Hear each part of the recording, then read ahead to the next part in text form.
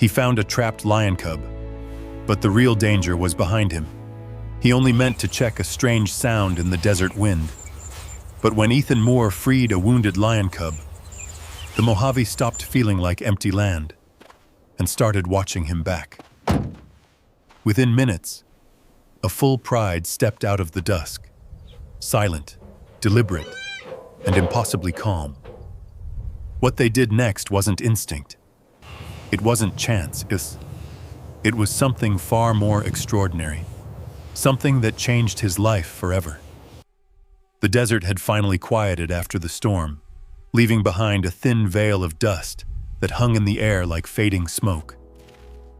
Ethan Moore moved carefully across the uneven ground near the weather station, checking each sensor and cable the way he had done countless times before. At 40, routine usually brought him comfort, but today something felt slightly off, like the ground was holding its breath. The Mojave had a way of doing that sometimes. As he tightened the final bolt on the anemometer and lowered his wrench, a thin, trembling sound drifted through the wind. It was faint, almost swallowed by the stillness, but unmistakably alive. Ethan froze, leaning in just enough to listen again. The sound wasn't mechanical, wasn't wind hitting loose metal, and it wasn't the cry of any animal he recognized in this region. It carried something else. Fear. The sky had begun slipping into purple, the last of the daylight stretching long shadows across the sand. Ethan glanced toward his truck parked 50 yards away. No radio signal, no backup, and sunset coming fast. Most days that meant he should pack up and head out before darkness swallowed the station whole. But that cry came again, softer now, almost fading, and it pulled at him with a strange grip. He followed the sound toward a cluster of yucca and dry brush sitting low against the slope. Each step seemed louder than the last, crunching against the hardened sand. He slowed, not wanting to startle whatever was struggling in there. The air grew oddly still, as if the desert itself was listening with him. Ethan's pulse tightened as he approached the brush. He didn't know what he expected to find. Maybe a trapped coyote, maybe a rabbit caught in debris. But something inside him whispered it would be neither. He crouched beside the thicket, brushing aside a curtain of stiff, needle-like leaves. The wind breathed uneasily behind him, carrying the same thin cry, fragile as thread. He hesitated, a flicker of dread cutting through his curiosity. Out here, unusual sounds rarely meant anything good. Yet he couldn't walk away. The desert didn't make that kind of sound unless something was terribly wrong. As he leaned closer, the light faded further, deepening the shadows beneath the brush. His breath caught for a moment, the kind of involuntary pause a person makes when the world tilts slightly off its axis. Something moved inside, small, weak, trembling. Ethan felt it then, a quiet warning humming in his chest.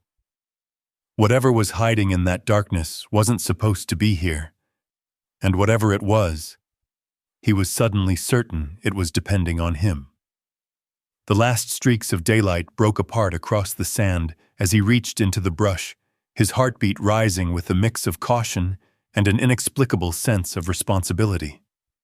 The wind whispered again, colder this time, as if urging him to hurry. He didn't know it yet. But the moment he leaned forward, drawn by that fragile cry, the desert began rewriting the course of his life. Ethan pushed the stiff yucca leaves aside, letting his eyes adjust to the dark pocket beneath them. At first he saw only shadows, uneven shapes, bits of broken metal and dried brush tangled together by the storm. Then something moved. A small, shaking body pressed low to the ground, its breaths rapid and uneven. He leaned in farther, the sand biting into his knees, until the tiny outline came into full view. It was a cub, far too small to be alone out here, far too exotic to belong in the Mojave. For a moment, Ethan simply stared, stunned. The creature was covered in grit, its golden fur clumped with dust and dried mud. One of its hind legs was trapped beneath a jagged piece of metal fencing, a rusted strip likely torn free during the storm. The cub's sides heaved with shallow breaths. When it lifted its head, two wide eyes, wet, frightened, and desperate, locked onto his. The sound it made then was barely audible, a thin rasp of pain that tightened something deep within his chest. Ethan swallowed hard. He had worked in dangerous places before. Wildland fires, collapsed structures, even the occasional injured animal caught near the station. But this was different. This wasn't a coyote. This wasn't a bobcat. This was something that belonged half a world away, and the moment he realized what he was looking at, his stomach dropped. Someone must have kept it illegally. Someone lost it or abandoned it after the storm. 100 questions pressed against his thoughts, but none of them mattered right now. What mattered was the metal pinning the cub's leg and the way its breaths were growing weaker by the minute. He reached toward the fencing slowly, wanting to test how badly the cub was trapped. The little creature flinched, but didn't snap or attempt to retreat, which worried him more than aggression would have. A healthy young predator didn't lie still for a stranger. Fear and exhaustion were the only things keeping it from fighting.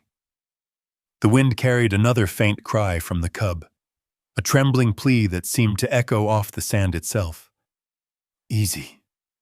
Easy now," Ethan whispered, though he knew the cub couldn't understand him. His voice was more for himself, a way to steady the shaking that had begun creeping into his hands. He scanned the area, hearing nothing but the soft whistle of the settling desert. If there had been anyone else out here, they were long gone.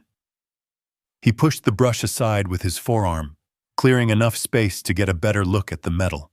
It was wedged deep into the sand, twisted at an angle as though the storm had slammed it down like a trap.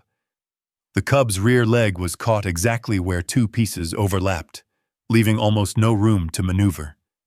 Ethan exhaled, feeling the weight of reality settle on him.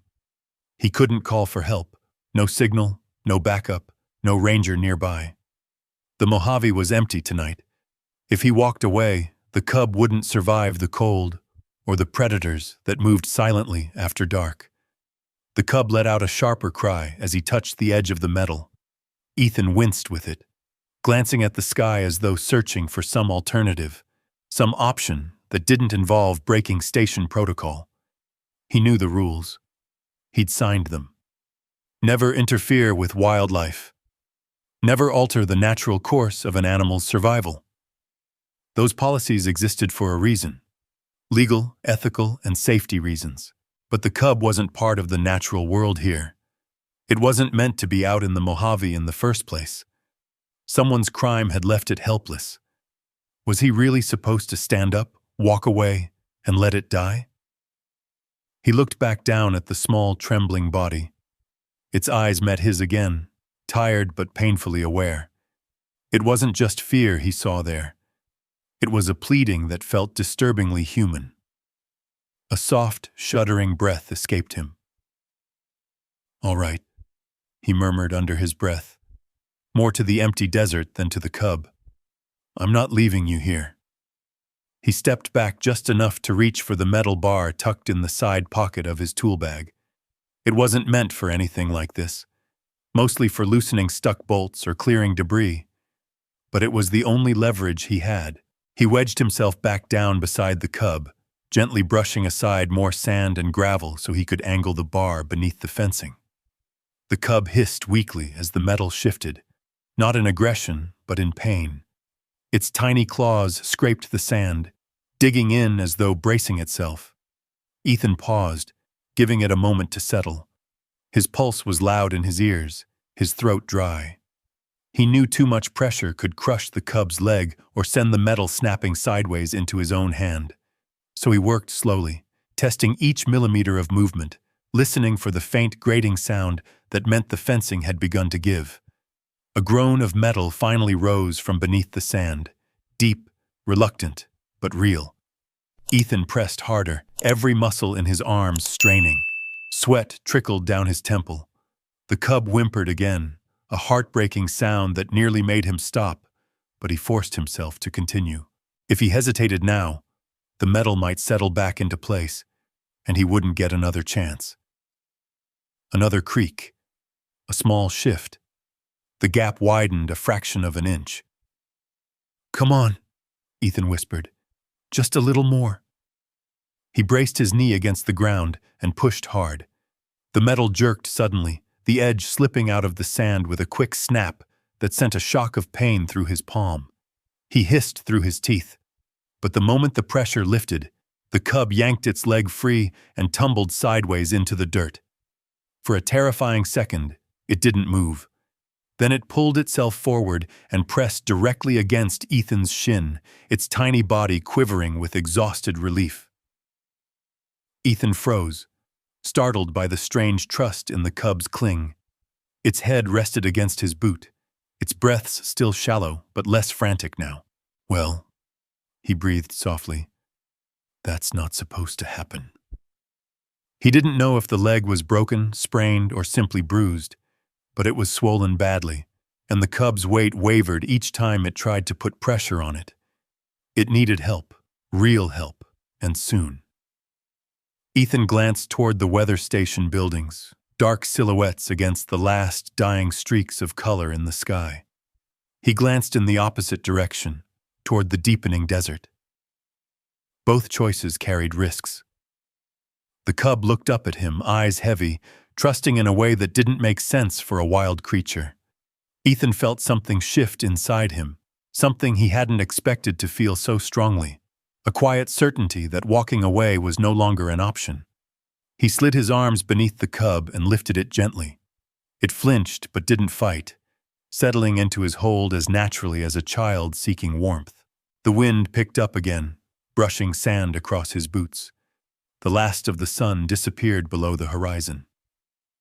Ethan straightened, cradling the injured cub against his chest, and turned toward his truck.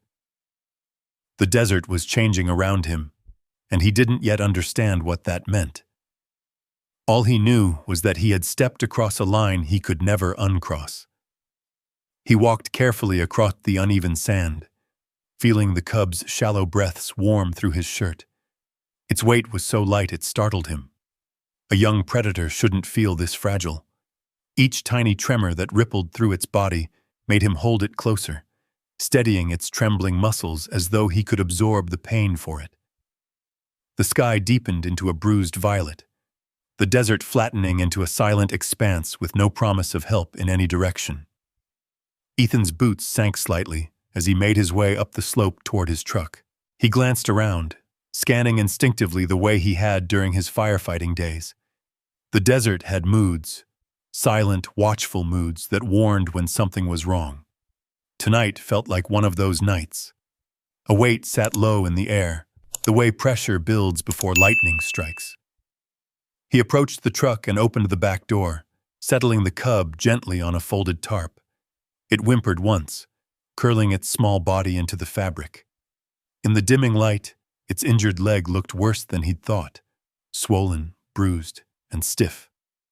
Ethan ran a hand down his face. He needed to get moving, but to where?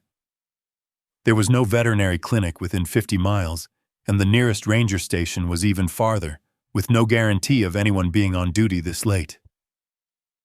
He looked down at the cub, at the way it pressed its head into the tarp as if trying to disappear from the pain. A familiar flicker of conflict stirred in his mind. Protocol versus compassion. He had always followed the rules, always believed that human interference in nature caused more harm than good. He had preached it during training sessions.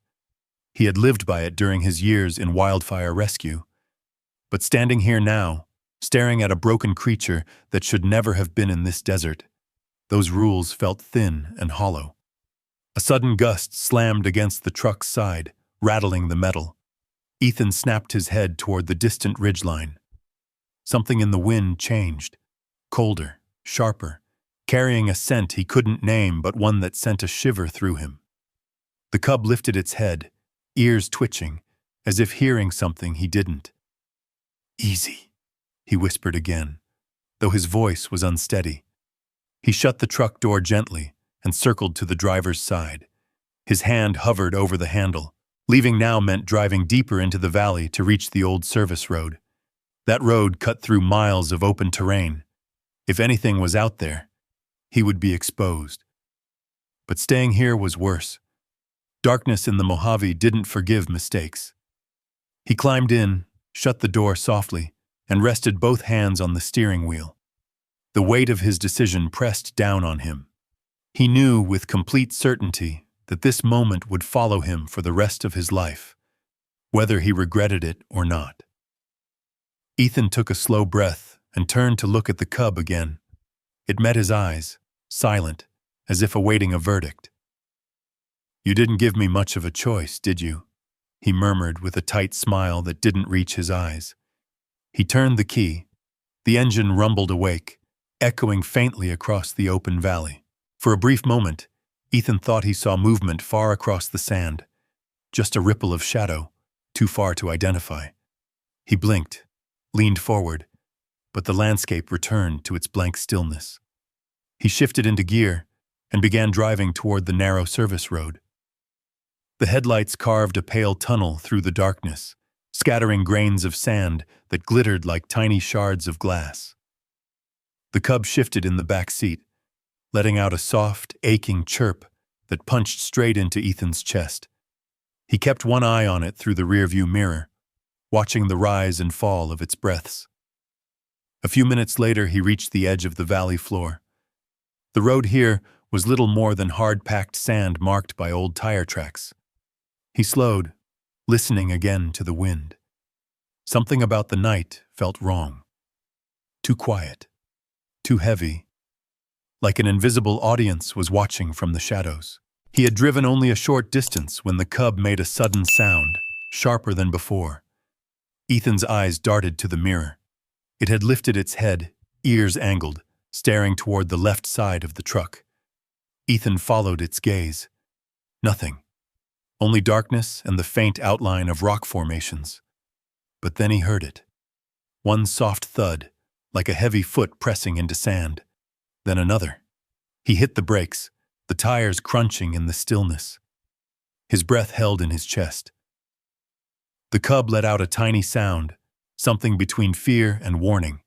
Ethan strained his ears. Another thud, closer now. The hairs on the back of his neck rose.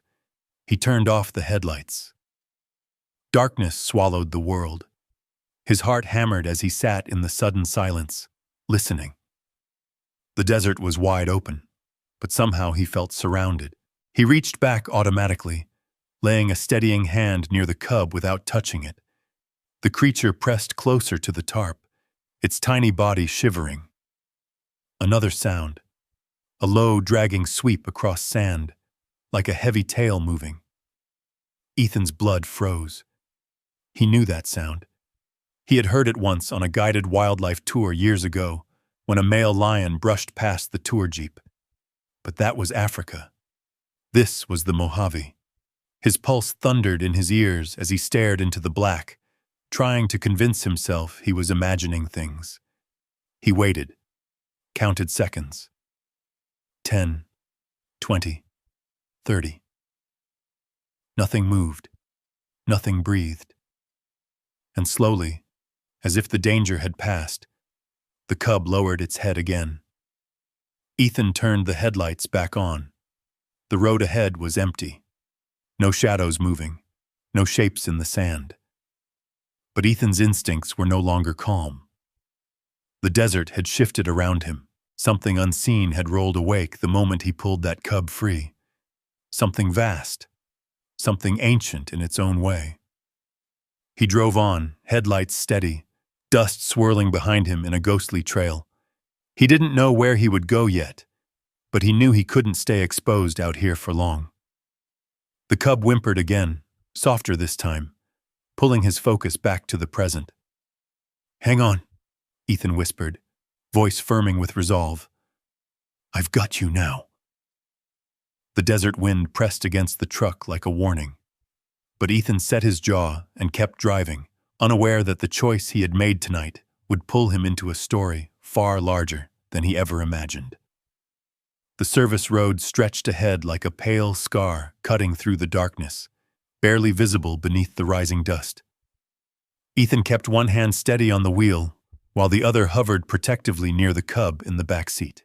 Every few seconds, the little creature let out a faint sound, half gasp, half tiny plea, as though fighting to stay awake. Ethan's chest tightened each time. It wasn't just the injury. It was the unnatural quiet settling over the Mojave, a silence thick enough to make the night feel crowded. A sudden, colder gust pushed against the truck again, harder this time. Ethan felt the shift instantly. The direction of the wind had changed. Desert winds didn't shift like that without reason, especially right after dusk. He eased his foot off the gas, eyes narrowing as he stared out at the black horizon. The air tasted different, sharper, tense. He knew enough about predators to understand the significance. Wind carried scent, and his scent, mingled with the scent of a frightened cub, was moving into the open plains like a flare in the dark. Something out there could catch it, something built to follow it. He tried to shake off the unease creeping over him, but the cub let out another soft cry, almost like a warning. Ethan forced a breath through tight lungs. I know. I feel it too. He kept driving, slower now, scanning every edge of the road. The headlights flickered across low shrubs, broken fence posts, and stretches of empty sand that seemed to shift under the beams. The night sky above him was a deep, endless blue, scattered with faint stars. Under any other circumstances, it would have been beautiful. Another gust, stronger, more deliberate. Ethan's grip tightened on the wheel. He saw movement then, far off, barely noticeable. Something stirring near the base of a rock outcrop, a ripple of shadow moving against a darker backdrop. He blinked, leaned forward, but whatever it was had already sunk back into the night. The cub's ears twitched again, picking up the same shift in the air that Ethan had felt moments before. Okay, he murmured, more to steady himself than the animal. He needed to get to higher ground, somewhere he could park safely for a few minutes and think. The ridge above the service road offered a small plateau overlooking the valley. If he could get there, he'd be able to see what, if anything, was following them. He switched on the high beams and turned the wheel sharply toward the incline. The truck climbed the shallow rise, tires grinding over gravel. As he reached the top, the desert opened below in a wide gray sweep. Ethan slowed the truck to a stop and turned off the engine, letting the sudden stillness swallow them. The cub whimpered softly behind him. He stepped out into the night, leaving the door open so he could hear the cub better. The air was cool, almost unnaturally so. Ethan stood with his boots planted wide, arms folded as he stared into the valley. His eyes scanned every inch of the darkness. At first he saw nothing. No movement, no lights, no shapes breaking the horizon. Only an empty stretch of sand under a cold sky. Then the wind shifted again. This time it wasn't a gust. It was a steady, deliberate stream of cool air sweeping through the valley, flowing from east to west. Ethan's stomach dropped. He didn't need a tracker's instincts to understand what that meant. Whatever was out there now had their scent. He heard the cub's soft, frightened cry behind him and turned back toward the truck. Its body was trembling more visibly now, ears pressed flat, eyes wide. Ethan reached in and gently touched the tarp near its head. I know, he whispered. We need to move. He climbed back into the truck and started the engine. The hum of the motor felt like the only heartbeat in the night. He pulled away from the ridge, back onto the service road, this time heading west, toward the old maintenance shed tucked between two low ridges. It was far from comfortable, but it had 4 walls and a steel door. It wasn't meant for shelter, but it was better than miles of open sand. As he drove, the cub pressed its small face against the seat, hiding from something only it could sense. Ethan kept glancing at it, wishing he could reassure it in some real way. He had no idea how long it had been trapped, how long it had been without its mother, or how far it had wandered from wherever it had originally escaped. He only knew its breathing sounded weaker with each passing minute. "You're gonna make it," he said softly. "I'm not letting anything happen to you tonight." But just as the words left his mouth, another sound rose behind them, soft at first, barely more than the desert settling under the cool air. Then again, louder, a deep, heavy thud, like something large stepping onto hard-packed sand. Then another, and another. Ethan's breath hitched. He didn't slow this time, not even to listen. He pushed the truck faster along the narrow road, eyes locked on the faint outline of the maintenance shed now coming into view. The cub let out a small, desperate chirp that pierced the darkness. Ethan could feel the fear in it, raw, instinctive fear. "Just a little more," he whispered. "We're almost—" A shadow flickered across the road. Ethan slammed the brakes. The truck skid sideways in the sand, rocks scattering under the tires. The headlights shook wildly before steadying on an empty clearing. Nothing there. No animal. No movement. Just wind. Just empty desert. But the cub was crying now, soft, rhythmic, afraid. Ethan steadied his breathing, running a hand down his face. "All right, all right." He pressed the gas gently and continued forward. He couldn't afford panic. Not now. The shed was close, maybe a minute away. He turned into the small access path that led to the building. The shed emerged through the darkness, a squat shape of corrugated steel half buried in sand.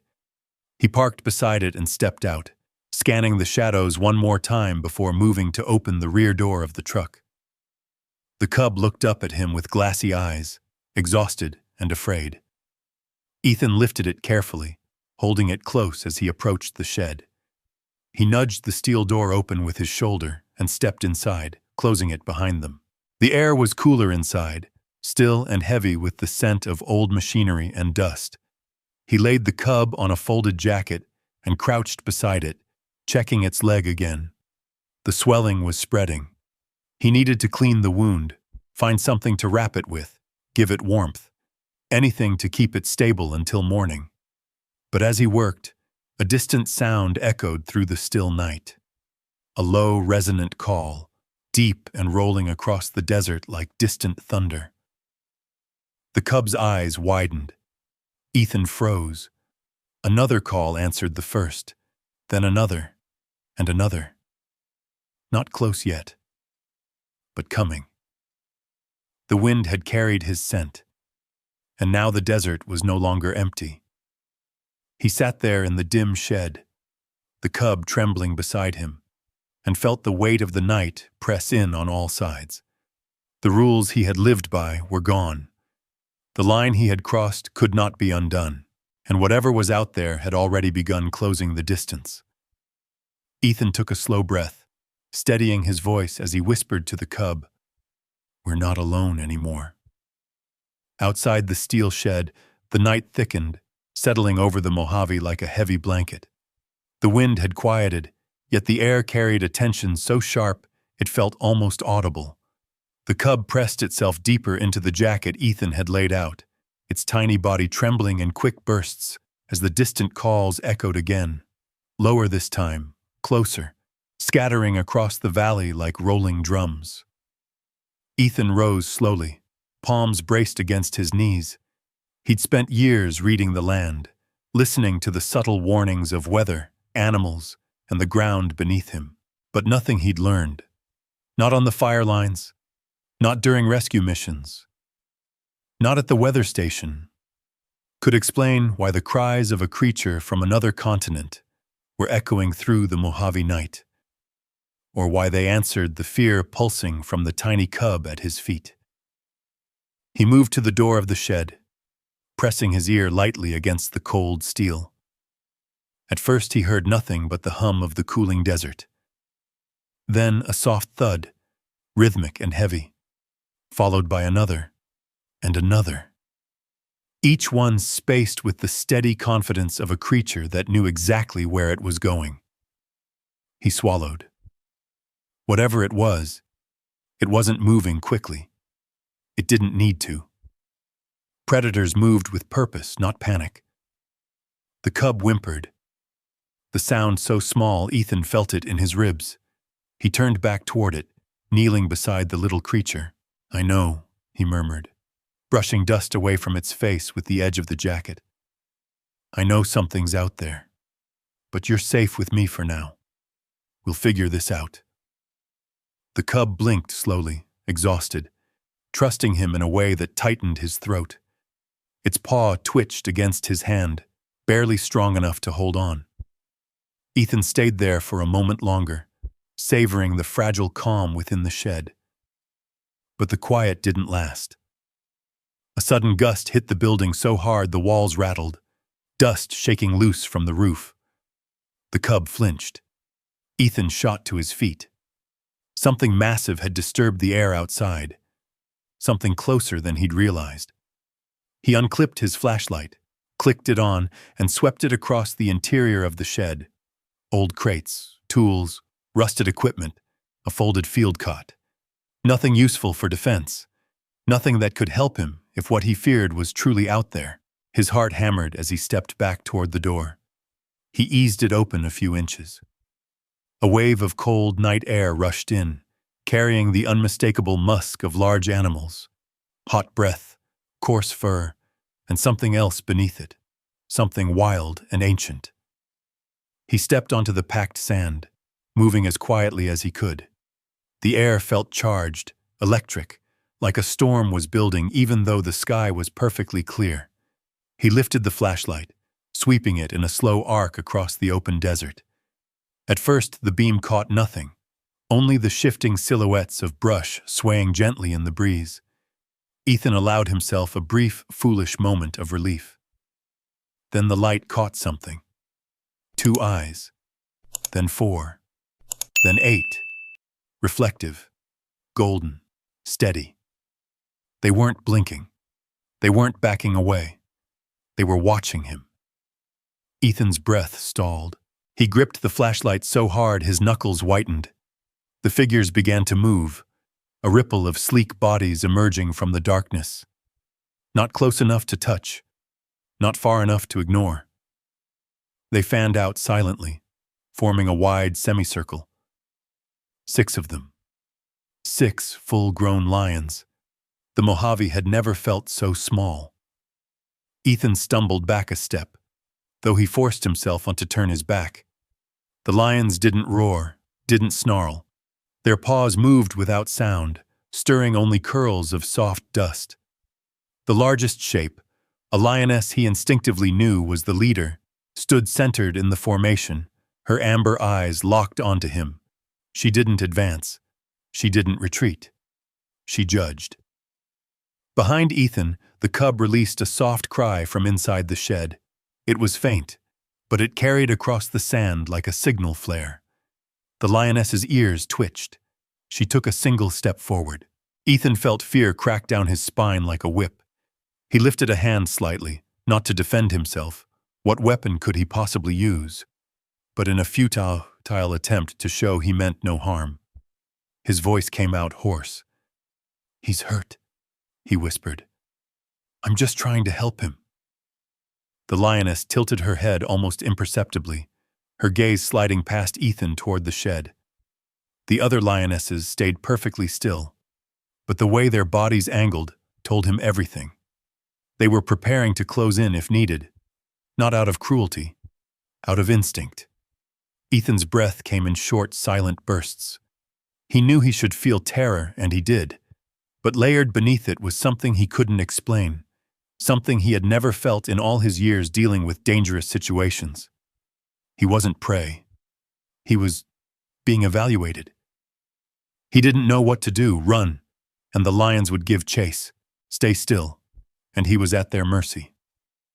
But stepping away from the shed would signal he was abandoning the cub. That wasn't an option. Not anymore. He planted his feet firmly in the sand. The lioness's gaze sharpened. A single low rumble rolled from her chest. Not anger, not threat. Something closer to warning, or caution. She took another slow step forward, her paws silent, her body low but controlled. Ethan's throat tightened. Easy. I'm not taking him from you. The words came out cracked, fragile but sincere. The lioness's posture shifted at the sound of his voice, her head lifting, tail stilling. She wasn't acting like a predator stalking prey. She was acting like a mother searching for her lost child. Behind him, the cub cried again. The lioness froze. So did Ethan. The world stopped breathing. Then the lioness stepped fully into the beam of the flashlight, her maneless head broad and powerful, her muscles shifting beneath her tawny coat like coiled ropes. Her eyes were no longer just watching. They were pleading.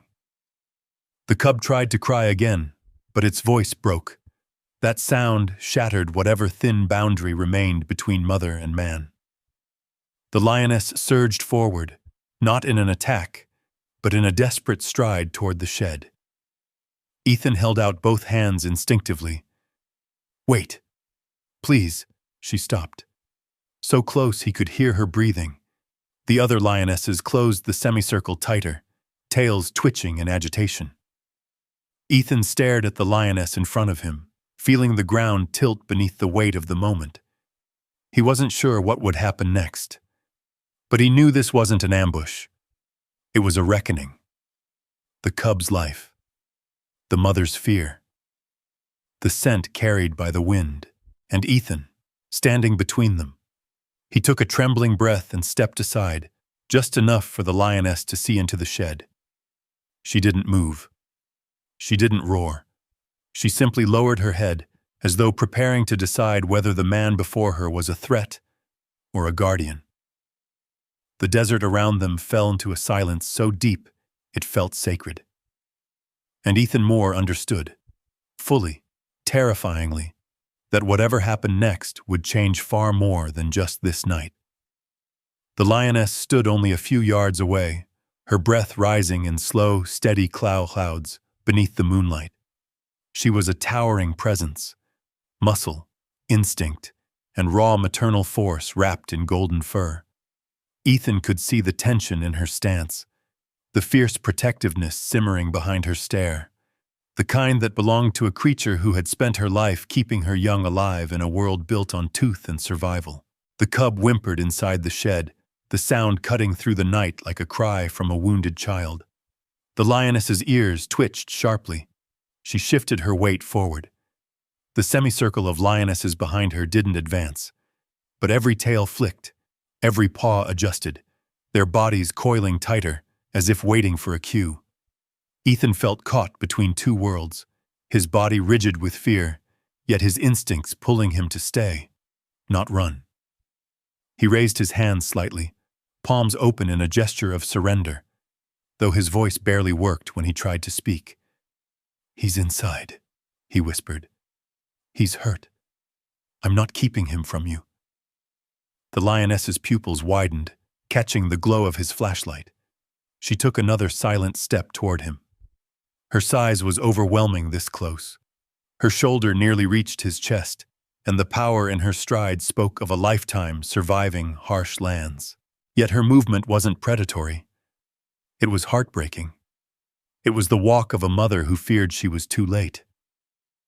Ethan swallowed hard and forced himself to step aside, leaving a clear path to the shed's entrance. The lioness moved closer, her massive head drifting slightly, sniffing the air. She caught the cub's scent immediately. It was sharp, desperate, carrying the unmistakable sting of injury. A low rumble escaped her chest, not directed at Ethan, but toward the pain she sensed. She stopped at the threshold. Ethan held his breath. The cub cried again, lifting its head weakly. The lioness's entire body softened, shoulders dropping, tail lowering, her posture shifting from caution to something far older, recognition. She stepped forward, but Ethan instinctively lifted his hand. Not to stop her, not to challenge her, but to warn her of the metal clutter and rough flooring inside. She paused, her golden eyes cutting sideways at him. "Just go slow," he whispered. "The floor's uneven." The lioness blinked, slow, deliberate. Ethan didn't know whether she understood the sound of his words or simply the tone, but something passed between them. She lowered her head and entered the shed, her massive body moving with impossible grace. Inside, the cub let out a soft, desperate chirp. The lioness answered with a deep, resonant hum of reassurance, one that vibrated through the metal walls. She stepped beside her injured child and lowered herself to the ground. The cub dragged itself into her chest, collapsing into her warmth.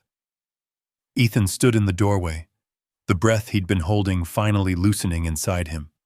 Watching the scene felt like intruding on something sacred. The little cub pressed its face into its mother's fur, trembling less now. The lioness licked the top of its head once, twice, slow, intentional gestures of comfort. Then she lifted her head and stared at Ethan, not with hostility, not with fear, with something closer to a question. He knew he couldn't move. Any sudden shift might trigger panic in the semicircle outside, but he also knew he needed to show her that his intentions hadn't changed. He lowered his gaze, not to hide, but to show vulnerability. He placed his empty hands down by his sides. "I only helped because he needed it," he said quietly. The lioness looked at him for a long, motionless moment. Her breathing remained steady. Her posture remained calm. Then, with the tiniest shift of her chin, barely a nod, but something unmistakable, she turned her attention back to her cub. Ethan felt his throat tighten. That simple gesture. It wasn't approval. It wasn't gratitude. It was acknowledgement, but the moment didn't last. A low growl rumbled from outside.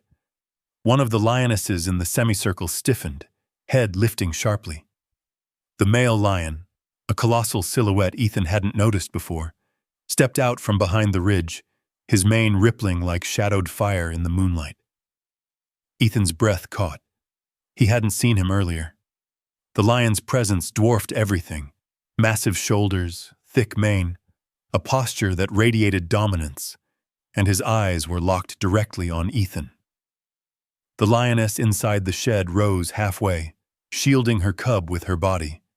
She didn't growl, she didn't snap, but a warning passed between the two adults, a silent exchange Ethan couldn't decipher, but could feel reverberate in his bones. The male lion approached, each step deliberate. His paws barely disturbed the sand. His eyes never left Ethan, not once. Ethan forced himself not to move. The male's gaze flicked from him to the shed, then back again. It wasn't rage. It wasn't confusion. It was judgment. Ethan felt his pulse hammering at his throat.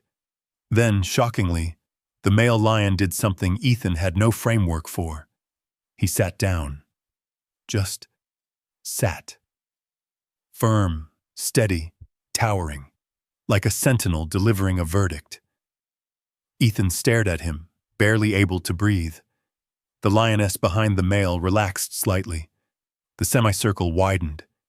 Even the injured cub let out a small, relieved sound, sensing the shift in tension. Ethan felt his knees weaken, but he didn't collapse.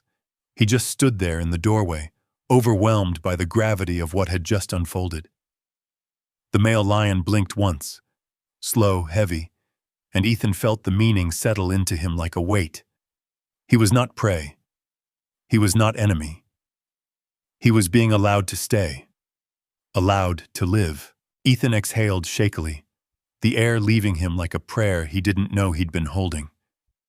He looked at the lioness inside the shed, still curled around her injured cub, then at the massive male sitting calm and immovable outside.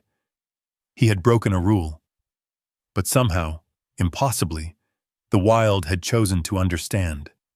The night stretched around them, still dangerous, still vast, but no longer hostile. It felt like standing in the center of a moment that didn't belong to humans, a moment that wasn't meant to be witnessed at all. Ethan stayed there, motionless, as the cub's tiny breaths steadied against its mother's chest. He didn't dare speak. He didn't dare move. He simply existed in the fragile, ancient silence. And for the first time since the night began, he felt the desert breathe with him. The lioness inside the shed kept her body curled protectively around her injured cub, but her eyes never left Ethan. They followed even the smallest rise of his chest, the slightest shift in his hands. She wasn't watching him with hunger or fear. She was watching him with something deeper: assessment, memory, the raw and trembling instinct of a mother who knew her child had survived only because a stranger had intervened. Outside, the male lion remained seated, a massive dark silhouette carved against the moonlit sand. His tail flicked once, slow and controlled, but he didn't move from his place. He wasn't guarding the shed. He was guarding the moment. Ethan could feel the weight of their presence pressing into him.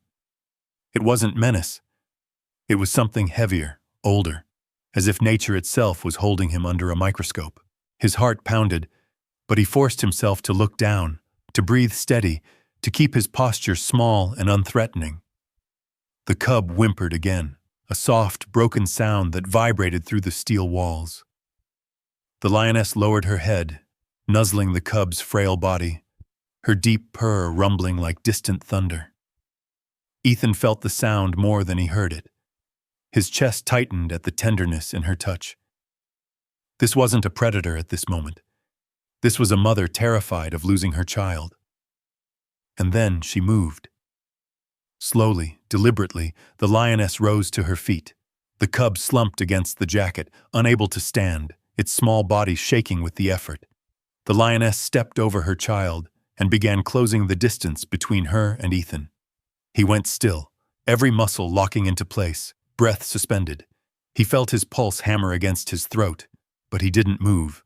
Running wasn't an option. Defending himself wasn't an option. All he could do was trust that whatever decision she had already formed would reveal itself in the next few seconds. The lioness approached him with steps so silent they dissolved into the sand. Her eyes remained fixed on him, not wide, not narrowed, but steady and unblinking. She was reading him, measuring him, and Ethan felt, with startling clarity, that he was no longer a man standing before a wild animal. He was a man being weighed by a mother. When she reached him, the heat of her breath brushed his shirt.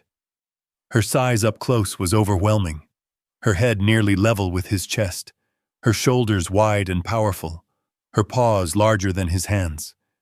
But she didn't bare her teeth. She didn't tense to strike.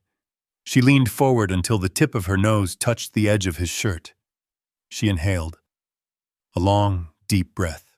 Ethan swallowed, hardly daring to blink. The lioness lifted her head higher, her muzzle inches from his face. She stared directly into his eyes. And in that moment, impossible, unreal, a strange calm washed over him. Her gaze wasn't violent. It wasn't warning him. It was searching. Then she did something he would never forget.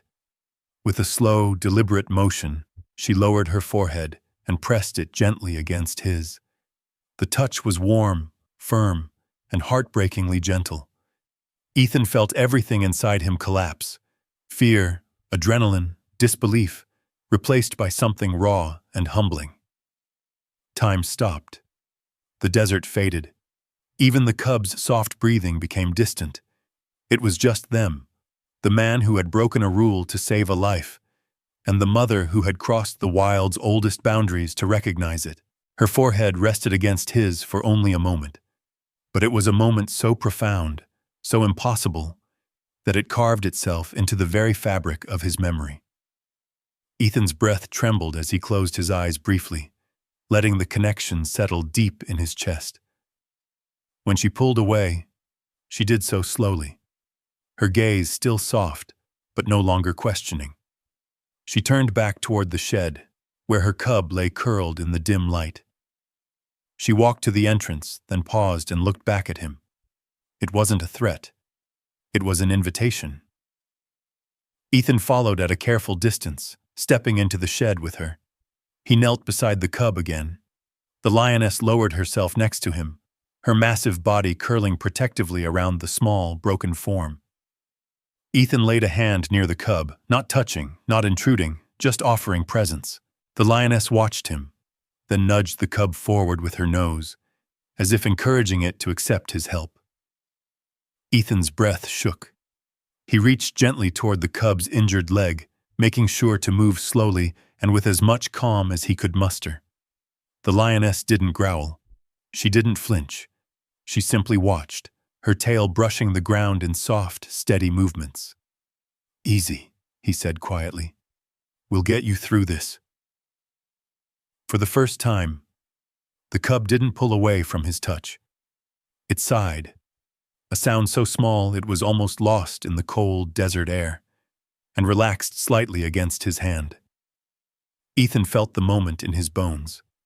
He and a wild lioness, a creature who owed nothing to humans, were working together to save a life. The shed felt warmer somehow, the silence softer. Even the distant rumble of the male lion seemed less threatening, more like a sentinel guarding the fragile peace inside. Ethan stayed there for what felt like hours, speaking softly as he cleaned the cub's leg with the corner of his sleeve, whispering reassurance not just to the cub, but to himself. The lioness never left his side, her breaths slow and steady, her body heat warming the cold steel floor. When at last Ethan leaned back and exhaled, his arms trembling from the effort, the lioness nudged him again. Light, approving, unmistakable. Ethan lowered his head, unable to hide the emotion tightening his throat. "You're welcome," he whispered. The lioness blinked slowly, then settled beside her cub, curling her body around it once more. She closed her eyes as the cub nestled into her chest. Safe at last. Outside, the male lion remained watchful, silent as moonlight. The semicircle of lionesses rested, but did not leave. The desert had formed its own quiet sanctuary around them. Ethan stayed in that sacred stillness, his back against the cold steel wall, his heart finally beginning to catch up with everything he had witnessed. He didn't know what this moment meant. He didn't know what the night still held, but he knew one thing with absolute certainty. The wild had answered him back. Ethan sat in the dim shed, the quiet breathing of the lioness and her cub filling the narrow space with a strange warmth that didn't belong to any desert night he'd ever known. Outside, the other lionesses had settled into a loose crescent, their golden silhouettes resting against the pale sand like guardians of some ancient rite. The cub, weak but no longer panicked, pressed its head into its mother's chest with a low, exhausted hum. For a moment, Ethan let himself believe the worst of the danger had passed. Then the night shifted. A deep vibration, low, powerful, rolled through the ground like the first tremor before a quake. The lioness beside him lifted her head sharply. Her ears flicked. Her muscles tightened. The cub whimpered, burying its face deeper into her chest. Ethan didn't dare move. From beyond the shed's open doorway came a shadow, large, deliberate, shaped by centuries of instinct and dominance. The air itself seemed to bow with each heavy step. The male lion returned. Only this time he came alone. Ethan could feel the energy in the shed change instantly. The lioness beside him rose to a sitting position, her posture tall, alert, but not hostile. Her eyes fixed on the entrance. She didn't block it. She didn't shield the cub. She simply waited, like she knew a verdict was coming. The massive lion stepped into the spill of moonlight outside the shed, his mane glowing like a crown of embers. He paused at the threshold, his breath visible in long, steady plumes. His presence dwarfed everything, the shed, the darkness, even the fear knotted in Ethan's chest. He scanned the scene. The cub, the mother, the human sitting half a breath away from both. His gaze landed on Ethan. It felt like the desert held its breath again.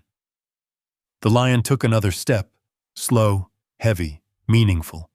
Ethan didn't know how to describe the sensation that washed through him, except to say it felt like being seen for the first time by something far older than the world he knew. This was no simple animal following instinct. This was the ruler of a territory deciding whether the stranger before him was threat or blessing. Ethan lowered his eyes, not in submission, but in respect. He wasn't sure why he did it. Maybe because the lioness had accepted him. Maybe because the cub had leaned into him earlier.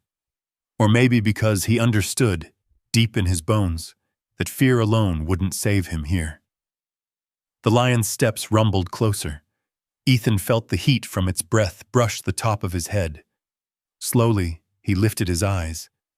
The male lion stood only a few feet from him now, blocking the moonlight completely. Up close, the creature's size was staggering. Broad chest, thick mane, shoulders rising like the curve of a mountain. But what struck Ethan most were the eyes. Steady, ancient, painfully intelligent. Eyes that were not wild in the way textbooks described. Eyes that were wild in the way legends were told. The lion inhaled, tasting Ethan's scent. Then, just like the lioness before him, he did something Ethan never could have predicted. He leaned forward and brushed his forehead against Ethan's shoulder. Not hard, not threatening. A slow, intentional press. A gesture of acknowledgement. A verdict. Ethan's breath stalled, his body trembling. He didn't dare reach out, didn't dare shift even an inch. He simply let the moment pass through him, unsure if he was dreaming or witnessing something no human was ever meant to see. When the lion pulled back, he didn't roar. He didn't bare his teeth. He simply walked past Ethan and into the shed, lowering himself beside the lioness and injured cub. His massive form shielded the entrance like a wall of muscle and fur. Ethan understood instantly. He wasn't being kept out. He was being kept safe. A strange warmth spread through him, a gratitude so fierce it nearly brought tears to his eyes. Outside, the other lionesses rose, their bodies shifting with an unspoken order. They tightened their semicircle, facing outward now, not toward Ethan, but toward the desert. Protecting the moment, protecting him. He whispered to himself, "What are you doing? Why are you letting me stay?" But there was no answer except the cub's small sigh and the rhythmic breathing of the two adult lions pressed close together in the dim light. Minutes, or maybe hours, passed like this. Ethan wasn't sure. Time blurred at the edges. The desert wind softened, brushing gently across the shed's metal walls. The air grew colder, but inside the small structure, Ethan felt warmth radiating from the lions as though they'd pulled the heat of the earth into the room. Eventually, the lioness lowered her head onto her paws, her eyes drifting halfway closed. The male remained upright, vigilant, his gaze scanning the valley outside with the silent authority of a king who had made a choice he could not take back. Ethan dared to shift slightly, just enough to rest his back against the wall. His breathing matched the calm rhythm of the lioness beside him. The cub, nestled between both adults, lifted its head once and glanced at Ethan, its eyes softer now, almost trusting, before settling again. Ethan couldn't help but whisper, "You're safe now, I promise." The lioness opened one eye at the sound of his voice but didn't move. The male's ear twitched, but he remained relaxed. The desert outside stayed still. No new sounds, no approaching danger. Only the quiet understanding that something sacred had just unfolded inside this forgotten shed. A moment that defied the laws of nature, logic, and everything Ethan thought he knew. He closed his eyes for a brief second, exhaustion finally catching up to him. He didn't sleep. He couldn't. But he rested in a way he hadn't expected to in the presence of wild predators. When he opened his eyes again, the male lion was still there, watching him steadily. Not with threat, not with suspicion, with recognition. Ethan felt the truth settle into his chest with a weight that made it hard to breathe. Tonight, he had broken a rule. But tomorrow, the wild would break one for him.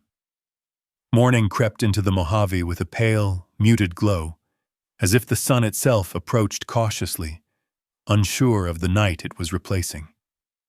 Ethan blinked awake, his neck stiff from sleeping upright against the cold steel wall. For a moment he didn't remember where he was. Then the slow, deep breathing of the lions brought everything rushing back. He turned his head carefully. The lioness lay curled around her cub, whose tiny body rose and fell with a steadier rhythm than the night before. Its injured leg remained swollen, but the panic had faded from its eyes. The male lion, still seated at the entrance, looked like a carved monument, unmoving, unwavering, the keeper of a secret too large for the world outside. Ethan let out a breath that trembled more than he wanted to admit. The shedding of night had not swept away the wild trust he'd witnessed. It lingered, thick as morning fog, settling into the corners of the shed. "You're still here," he whispered. The male lion turned his head slightly, acknowledging the sound without alarm. The gesture was shockingly gentle for a creature so capable of violence.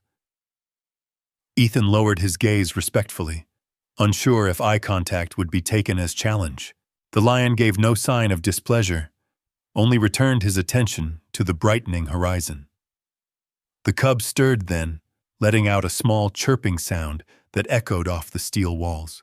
The lioness instantly lifted her head, brushing her nose along its back, reassuring it. But instead of curling back into her chest, the cub shifted toward Ethan. Its movements were slow, uneven, but deliberate.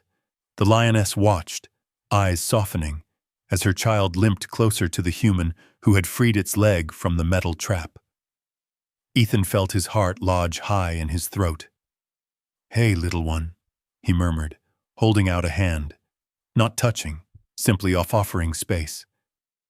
The cub pressed the side of its head against his fingers, then rested its weight briefly against his knee before retreating to its mother. The contact was fleeting, but it was enough to send a wave of emotion crashing through Ethan's chest. The lioness watched him with an expression he couldn't name. Not approval, not gratitude. Something quieter, something ancient. A bond acknowledged. Ethan's breath wavered as he straightened slightly. I need to clean your leg again," he said softly, more to himself than the lions. He reached for his canteen, using the corner of his shirt to dab gently at the cub's wound. The lioness didn't tense. She didn't growl. She simply placed her paw beside her child, her silent permission strengthening the gravity of the moment. When he finished, the cub nuzzled into its mother's chest again, its small body sagging with exhaustion. Ethan shifted back, his joints tight, and finally stood. His legs felt unsteady. Not from fear, but from the enormity of what he'd been allowed to do. He stepped outside the shed into the crisp morning air. The other lionesses still rested in a wide arc around the structure, their eyes following him but without aggression. Their calm acceptance unsettled him in a different way. It was too intentional, too synchronized. Ethan took a long look at the desert around them, silver gray under the weak sunlight, stretching endlessly in all directions. The world felt eerily unchanged, even though everything inside him had shifted beyond recognition. He reached into his pocket and pulled out the small chest-mounted camera he'd forgotten he'd been wearing. His hands trembled as he clicked it on. The battery light blinked green. He pressed play. The screen filled with the dim interior of the shed, the cub crying, the lioness entering, the male lion approaching. Then came the moment he doubted he'd ever be able to describe to another human being. The lioness leaned in, her breath fogging the lens, and pressed her forehead to Ethan's. Ethan's knees buckled slightly as he watched it. Seeing it happen had been overwhelming. Watching it again was something else entirely. Surreal, sacred, impossible to put into words. He played it again and again. The footage didn't make more sense the second or third time. It only deepened the ache in his chest. He switched the camera off, rubbing a hand down his face. He needed someone who could understand this, someone who wouldn't dismiss it as adrenaline or misinterpret the lion's behavior as simple coincidence.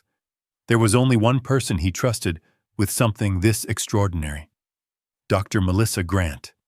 She had spent her life studying big cat social structures, even working with cross-species behavior models during her research years in Colorado. She'd know what to look for: body language, vocal cues, patterns no untrained eye could catch. Ethan pulled out his satellite phone and stared at the signal icon. Dead, of course. The shed was too far into the valley for transmission. He would have to get closer to the main ridge before any message could reach her. He turned back toward the lions. The male watched him steadily, unreadable. The lioness rested with her cub, whose breathing had begun to settle into sleep. Ethan hesitated, then knelt slightly. "I need to leave for a bit," he whispered. "I'll be back. I promise." The lioness blinked slowly. The male lion lowered his head once. An unspoken command Ethan didn't understand, but felt, deeply. He took a slow step backward, careful not to turn his back. The lionesses outside lifted their heads but didn't rise. They simply watched him as he retreated toward his truck.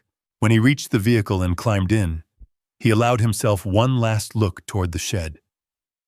The lioness had lifted her head again, her gaze following him with that same uncanny awareness.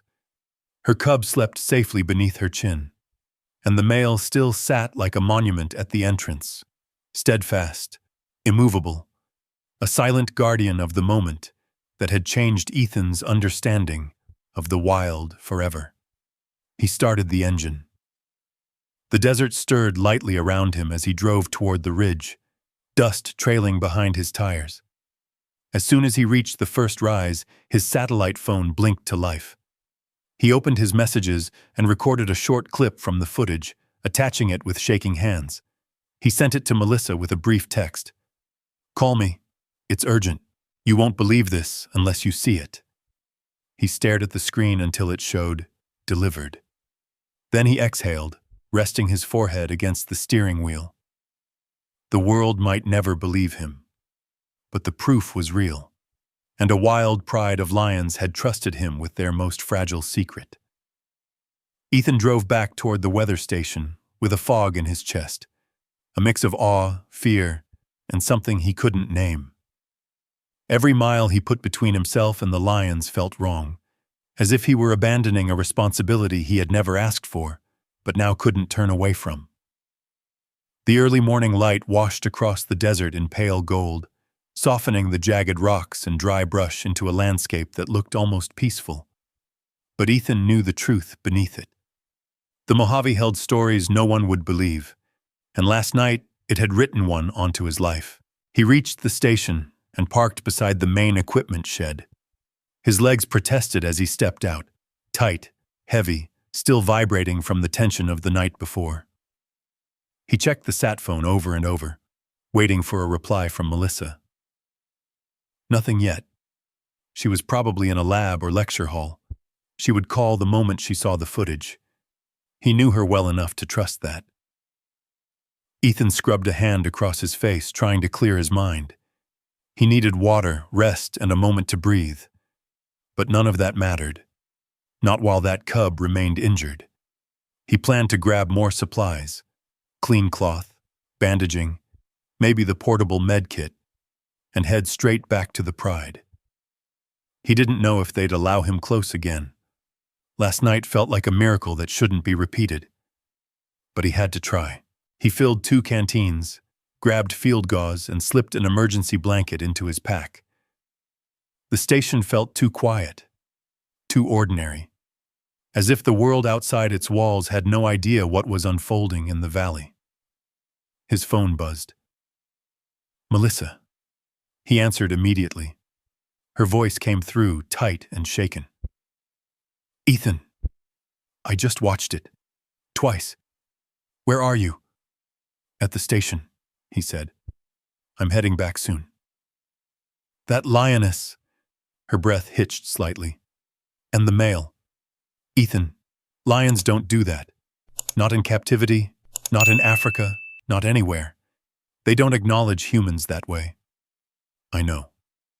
No, you don't, she said, voice trembling. This challenges everything we understand about cross-species social response. This is, Ethan, this is unprecedented. He rested his hand against the truck, grounding himself. They trusted me with their cub. Because you saved it, she said. But this isn't just recognition. This is acceptance. Temporary maybe, but real. Ethan looked toward the horizon, where the valley dipped into the tangled brush below. They're not hostile. They're protective. They stayed with me the whole night. I'm coming there. Today. I'm booking my flight right now. You don't have to. Yes, I do. Her voice sharpened. Ethan, you were part of a pride last night. I need to see what they do next. Ethan nodded, even though she couldn't see him. All right. I'll meet you at the ridge when you get here. He ended the call, slipped the phone into his pocket, and climbed into the truck again. The desert air held a strange tension, like the wind remembered what happened and didn't know what to make of it. He drove back toward the valley, dust trailing behind him like a pale ghost dancing across the sand. As he approached the ridge overlooking the old maintenance shed, his stomach tightened. They were gone. He parked and stepped out, scanning the area. No lionesses, no male, no paw prints except those half-smudged by the wind. The shed's door hung open slightly, creaking as a breeze caught its edge. He hurried toward it, heart pounding. Inside, the cub was gone. The lioness was gone. The shed was empty. But the jacket he'd left behind was still there, imprinted faintly with the shape of the cub's small body. He knelt beside it, touching the warm patch where they had slept. It was still warm. They weren't far. He stepped outside, shading his eyes as he scanned toward the eastern brush line. The wind moved across the sand, lifting tiny grains into soft spirals. For a moment, he saw nothing but desert. Then, in the distance, a flicker, movement. He narrowed his gaze. Shapes began to form from the shimmering heat, rising like golden shadows from the earth. One lioness, then another, then all six. They moved with a different rhythm today. Not in formation, not in slow approach, but with purpose. As if they were seeking something, seeking him. Ethan stood completely still. The pride emerged from the brush line and continued forward until they stopped barely 30 yards away. The air between them thrummed with unspoken tension. The lionesses fanned out slightly, forming a loose crescent. Then the cub stepped forward. It limped, still injured, but its pace held more strength than it had shown during the night. The lioness behind it nudged it gently with her muzzle, urging it forward. The cub took a few shaky steps, stopping halfway between Ethan and the pride. Its eyes lifted to him, soft but aware. Ethan's breath caught. "Hey, little one," he whispered. The cub chirped, a soft, high-pitched sound that echoed lightly through the valley. The male lion appeared next, rising from behind the brush like a golden mountain. He walked with slow, powerful strides, each step deliberate. He came to stand behind the lionesses, his presence a silent command. The lioness who had touched Ethan last night stepped forward. Her eyes held him with a calm intensity that made his chest ache. She took a few steps closer, then stopped, waiting. Ethan didn't know what she wanted, but his body moved before his mind caught up. He took one step forward. The entire pride responded. They parted, not scattering, not retreating, but dividing themselves into two even lines. A path formed between them, wide enough for one man to walk. Ethan froze. His heart thudded painfully in his chest. His breath trembled. He felt the gravity of the moment before he fully understood it. A corridor, created by lions, waiting for him. "No way," he whispered. But the lioness at the head of the newly formed path turned her head toward him, flicking her tail twice, a gesture both subtle and unmistakable. "Come." Ethan stepped forward, legs trembling. Every lion watched him, calm, steady, unthreatening, as he walked into the corridor they had made. The cub hobbled ahead of him, leading the way, its small tail flicking like a guide's lantern in the dark. The path stretched 50 yards through the brush, and at the end of it, a broad clearing bathed in sunlight, a place that felt chosen. When Ethan reached the clearing, the cub stopped and sat in the sand, looking up at him with a quiet, knowing gaze. The lioness approached, standing inches from him. Her breath was warm, her eyes were ancient, and then, just like before, she lowered her head and touched it softly to his leg. A gesture of respect, of recognition, of something deeper than instinct. Behind her, the male lion stepped forward and pressed his broad forehead against Ethan's shoulder, as though sealing the moment. Ethan's throat tightened, his vision blurring. He stood surrounded by the wild, by creatures that weren't supposed to understand him, yet somehow did. He whispered, voice shaking, "Why me?" The wind carried no answer, but the pride did. They closed the corridor behind him, forming a loose circle around the clearing, a circle not of threat, but of acceptance.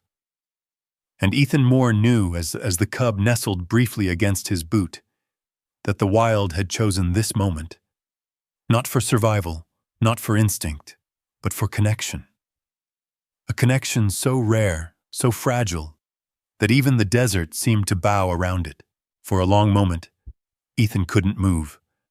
He stood rooted in the clearing, surrounded by lions who had rewritten every instinct he'd ever been taught to obey. The cub pressed lightly against his boot again before stepping forward, its limp still clear, but its determination undeniable. The lioness watched Ethan with a calm that felt almost human, as if waiting to see whether he understood the significance of what he'd been invited into. The desert wind carried a slow hush across the clearing, brushing against the thorn bushes in soft waves.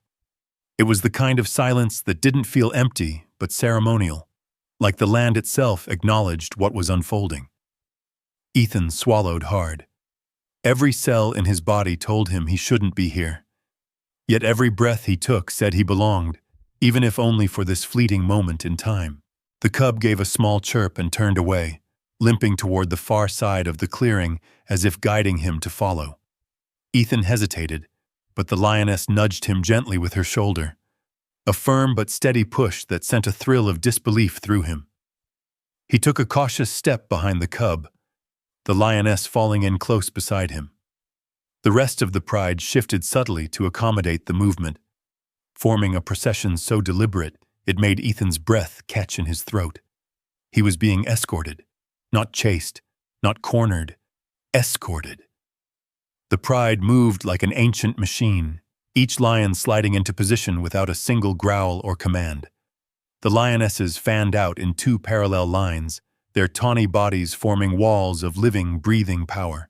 The male lion, bigger, darker, impossibly dignified, walked behind Ethan, sealing the formation like a king closing the doors of his throne room. Ethan felt the intensity of it in his bones. This wasn't just behavior. This was ritual. The cub led them down a narrow path between the dry shrubs, toward a cluster of massive boulders shaped by centuries of wind and heat. The golden light of the late morning sun filtered through the rocks, giving the entire passage a quiet, sacred quality.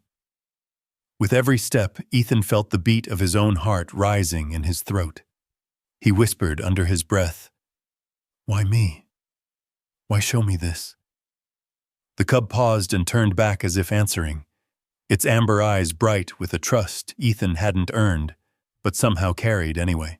It chirped again and continued forward, weaving through the final line of brush until the landscape opened into a wide basin tucked between three huge slabs of weather-worn stone.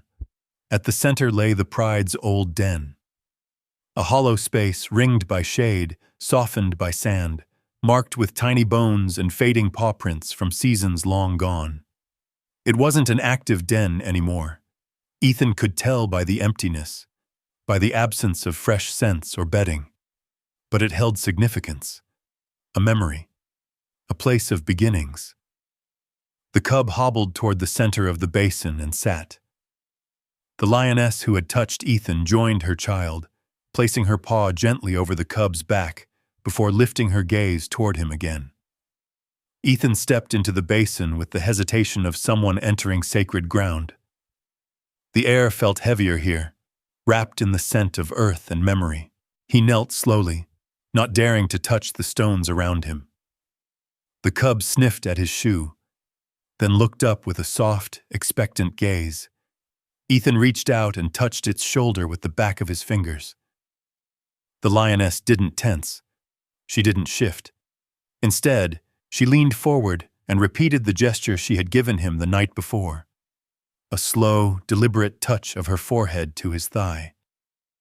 But this time the meaning was different. This time the touch carried clarity, recognition, respect, and something that felt dangerously close to gratitude. Ethan felt his breath catch. He bowed his head slightly in return, not out of imitation but instinct.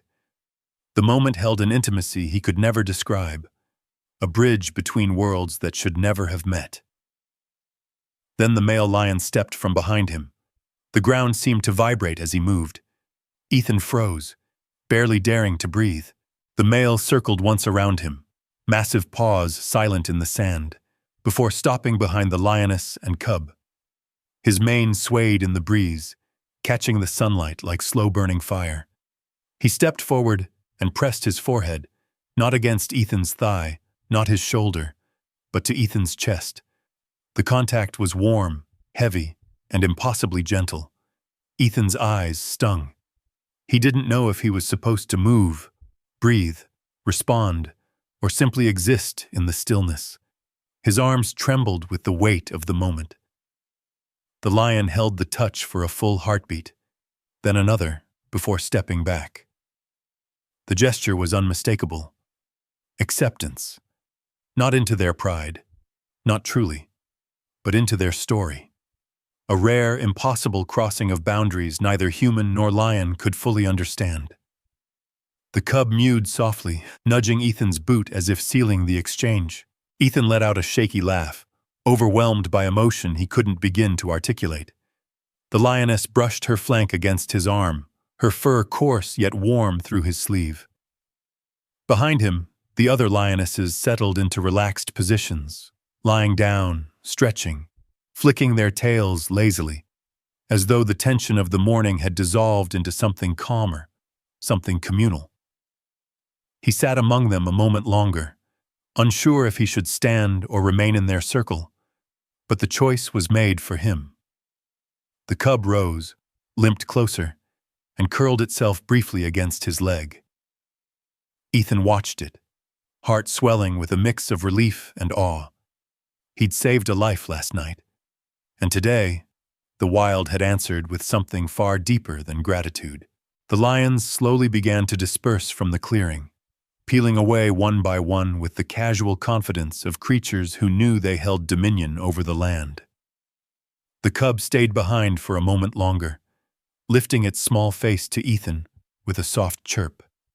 One final moment of connection before it followed its mother back into the shimmering expanse of the Mojave.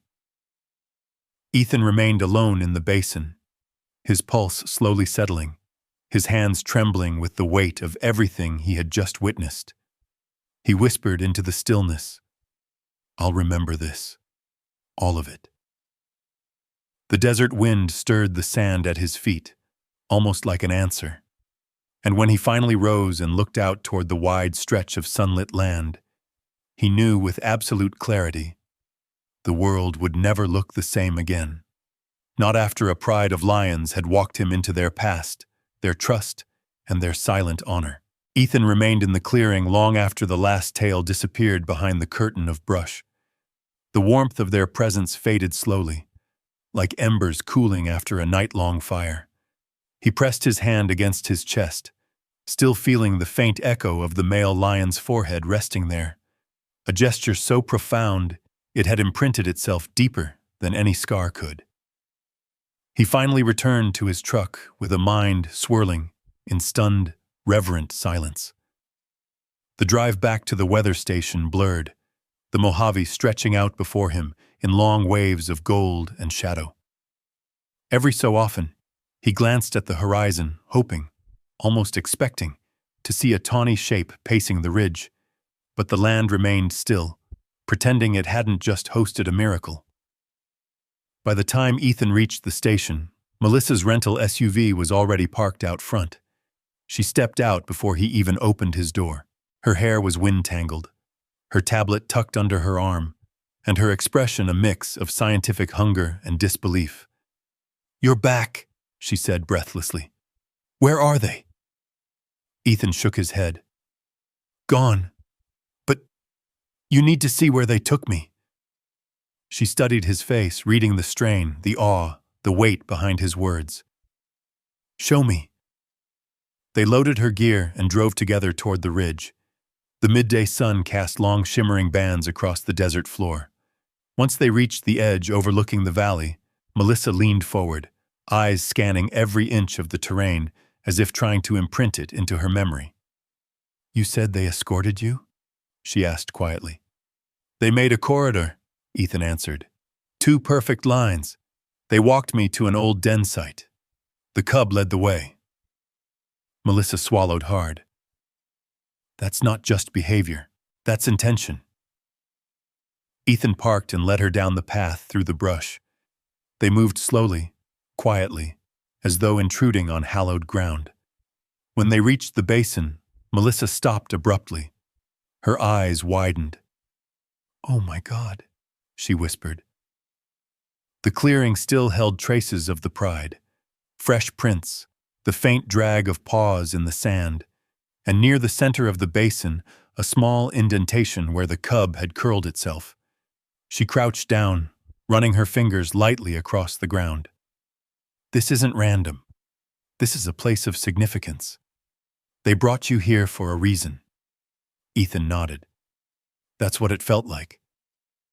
Before she could respond, a soft sound rippled through the air. A low, distant rumble, familiar, heavy, unmistakable. They both froze.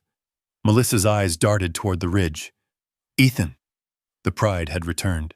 One by one, the lionesses appeared from behind the tall grass, stepping into the sunlight with slow, measured grace. The male came last, towering, steady, his mane catching the afternoon wind like a banner. But this time, they did not form a corridor. They came as witnesses. The lioness paused a dozen yards away, her gaze shifting between Ethan and Melissa. Melissa's breath hitched, her whole body trembling in the presence of creatures she'd only studied from afar. The cub stepped forward then, stronger than before, its limp softer, its movements more assured. It padded up to Ethan without hesitation, brushing against his leg in recognition. Melissa gasped softly. "It remembers you." "It should," Ethan whispered. "I carried it." The male lion walked forward until he stood beside the lioness. His golden eyes were steady, seeing far deeper than any human gaze. He regarded Melissa with curiosity, but without threat, then returned his attention to Ethan, as if acknowledging the connection that bound them. Then something unexpected moved through the pride, a subtle shift of posture, a ripple of energy, like the stirring of wind before a storm. The lioness stepped closer, not to Ethan, to Melissa. Melissa stiffened, her breath caught in her throat, but she didn't step back. The lioness approached, sniffed the air around her, and then, astonishingly, sat down in the sand between them, her tail curling calmly around her paws. Ethan stared in stunned silence. "She's welcoming you." Melissa pressed a shaking hand to her mouth. "Ethan, this is beyond anything I've studied. This isn't instinct. This is social recognition. This is lineage memory." The cub gave a small chirp, then limped back to the lioness's side. Melissa knelt slowly, reverently, as though approaching royalty, and the lioness let her. No tension, no warning, just presence. The male lion remained several paces back, watching the exchange with the authority of one who understood the gravity of what was being offered. When the cub nudged Melissa's knee, something inside Ethan broke open. Not fear, not relief, but a profound reverence he couldn't put into words. "They're showing us something," Melissa murmured. "Something they've never shown humans." Ethan felt the truth ripple through him like a shock.